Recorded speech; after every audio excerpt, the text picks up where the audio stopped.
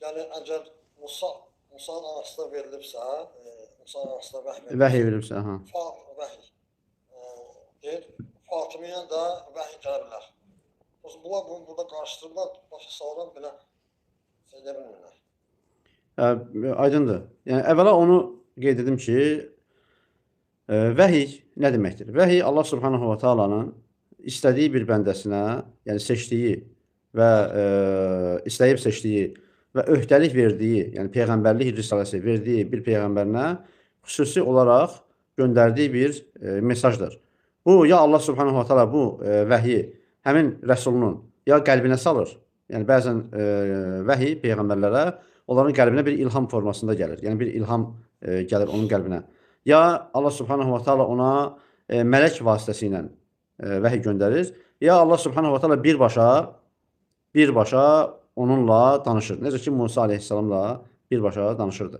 Yəni vəhiy növləri bir neçə növü var və Allah Subhanahu va Taala bu vəhiy anlamında olan danışığı və ya şəriət hökmlərini Allah Subhanahu va Taala yalnız peyğəmbərlərə göndərir. Peyğəmbərlərdən başqa kimsəyə bu növ vəhiy gəlməz.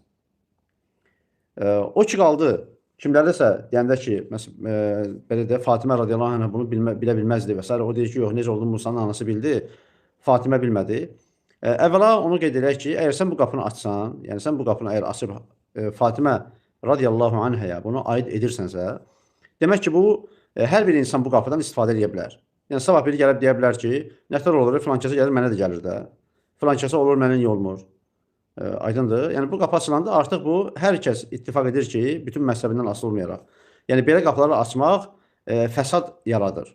Aydındır. Fəsad yaradır və insanları bir növ bu fəsada düçar olmağa məcbur eləyir. Ona görə bir mənalı olaraq belədir ki, Peyğəmbərimizdən sallallahu aleyhi və səlləmdən başqa heç bir kəsə ilahi bir vəhiy, yəni Allah tərəfindən şəriət, əmr və ya qadağaları və ya ümməti yol göstərəcək, ümməti nicata çıxaracaq peyğəmbərlərdən başqa heç bir kəsə vəhiy olunmamışdır.